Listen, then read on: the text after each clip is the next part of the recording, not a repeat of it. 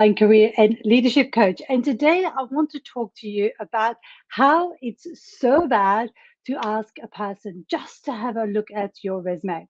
And I will tell you why in a second. But this whole thing was sparked by one of my clients, Sarah, who basically came to me and asked the same thing. Can you just have a look at my resume? So I looked at the resume, and initially there was nothing wrong. It was well written, it was concise, it was selling her like there was nothing wrong. But here's the thing, on diving deeper, I could see what was wrong, and that's when everything's changed for her. So, what was wrong is what I want to share with you today. So, the first thing that somebody should ask you, whether it's myself or somebody else, is always like, for which job are you looking to be considered for? Because if your resume is telling one story and you're applying for, I don't know, the next level role, and your resume is not matching, you will have a disconnect. And you might actually have the skills and experience to do exactly that job, but basically they don't know you, and they relying on that piece of paper that's called your resume to make a judgment. So when I was reviewing her resume, I asked immediately, it's like, okay, send me a job description, send me an example of the roles that you want to apply for. And then she sent that to me, and I was like, all right, now I see. It's not matching up. There's no connection with that. And if there is no connection, or is a clear and obvious connection for me, there won't be an obvious connection for other people neither. I have seen hundreds of thousands of resumes through my career. I've been the one putting them on the yes or no pile. So I know what makes a resume really stand out. And so even though what she had written on paper was really good, it wasn't matching up what she was applying for. So that's the first thing, making sure that your message and the way you write your resume is really aligned with the position that you apply for. That's the first thing. Second thing is basically your pitch. Now, a lot of people have a pitch that's generic. And when I say generic, it's like you read it and you think like other people within the organization can do the same thing.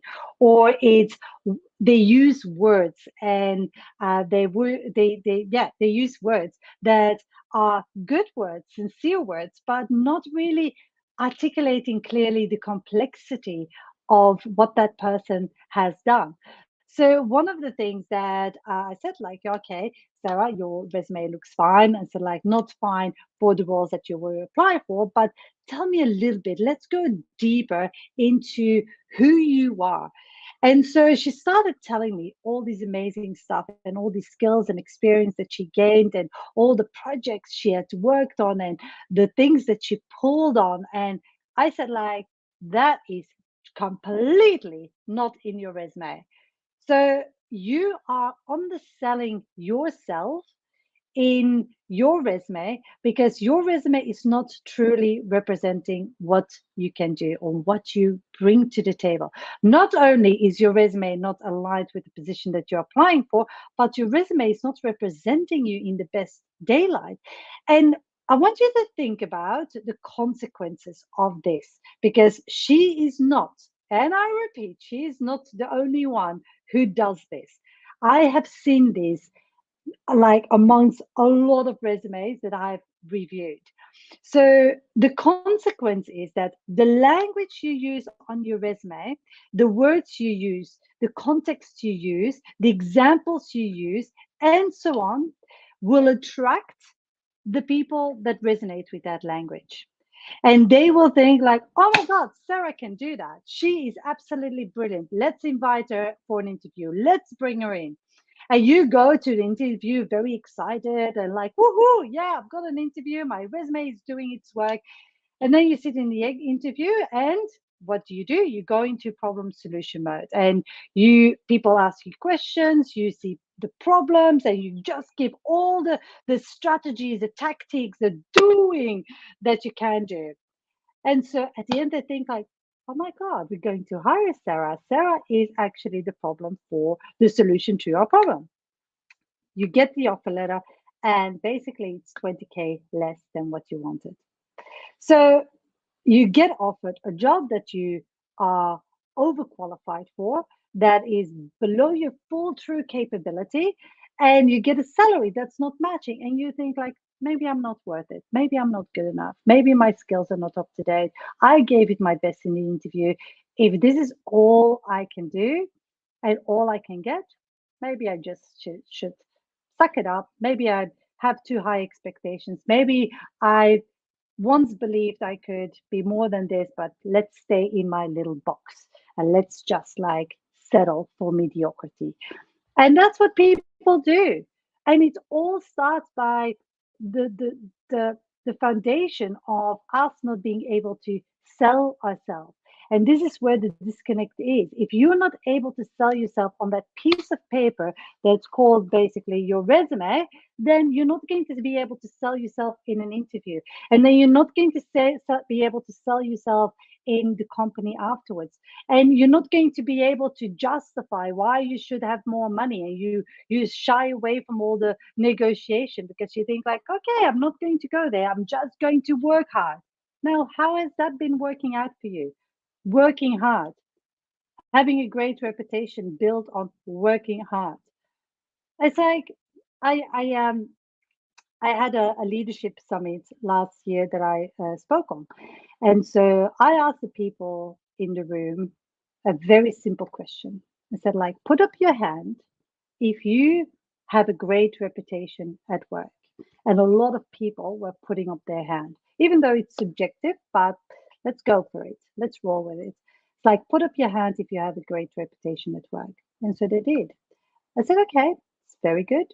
I said, like, now put up your hand if your reputation matches your true potential.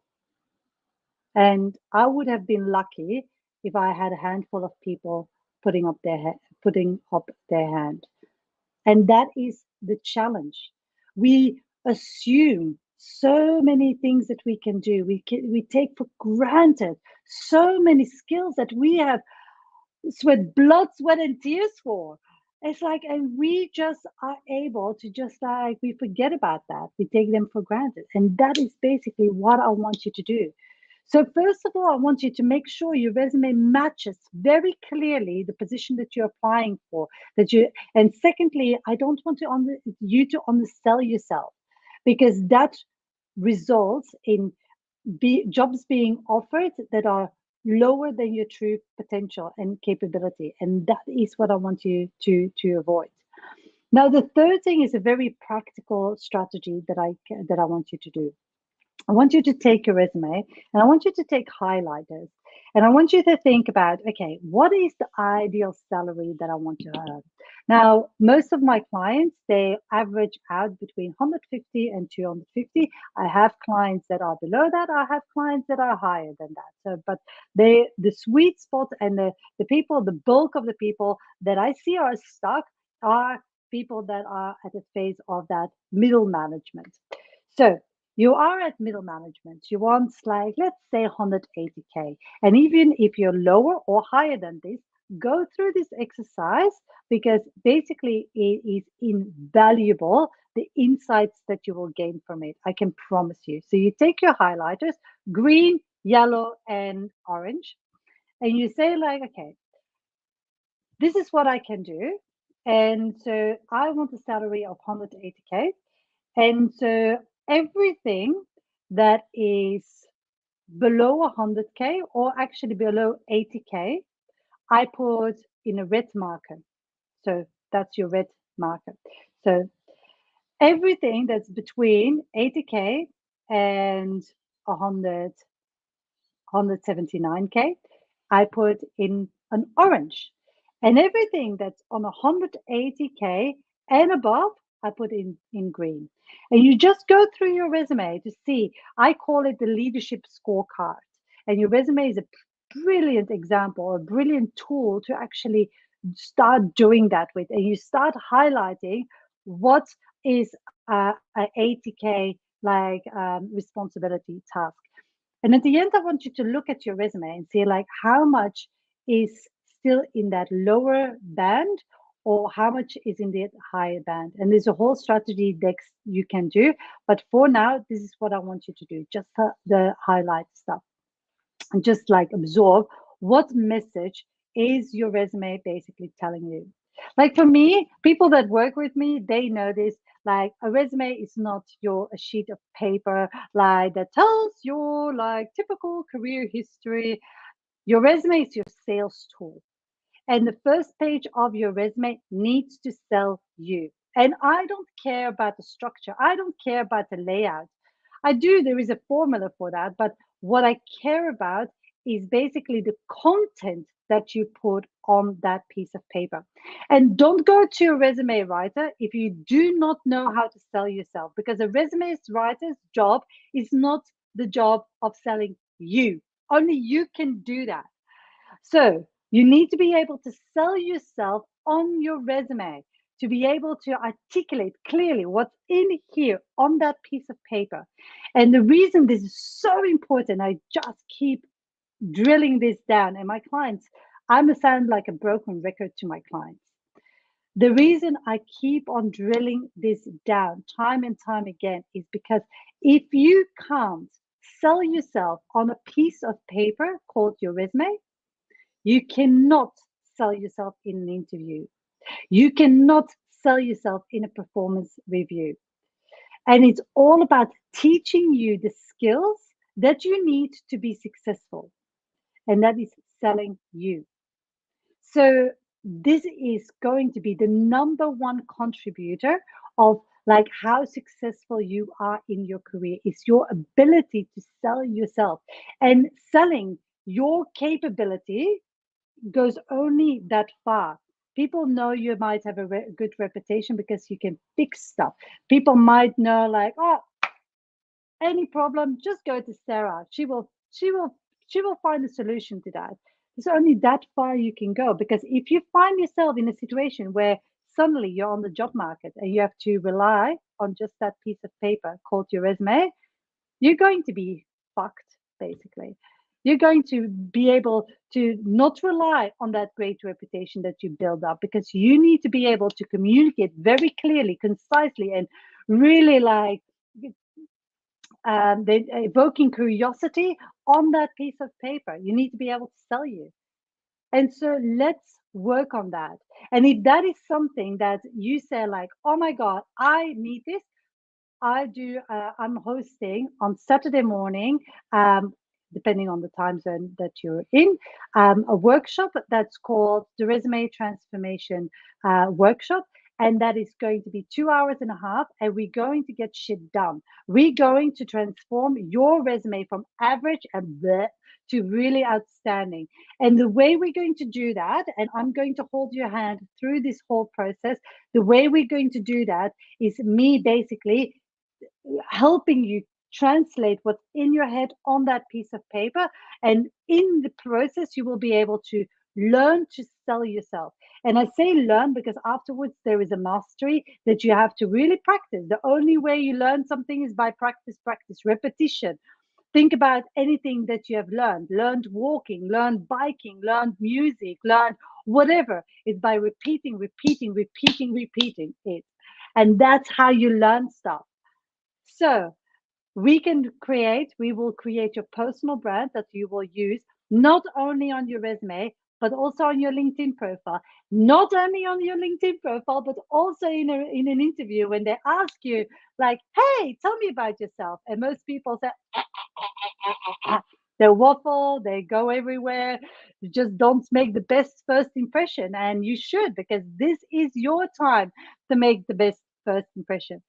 So join me on my workshop, the Resume Transformation Workshop, and it is on Saturday morning or on Friday afternoon for some of you, and you will get access to you'll be able to ask me the pointy questions about, like, how do I communicate transferable skills? Am I too old, too young, too this, too Bob, whatever? You ask me the questions that you've been stuck on, and I will give you honest, straightforward, no BS kind of answers.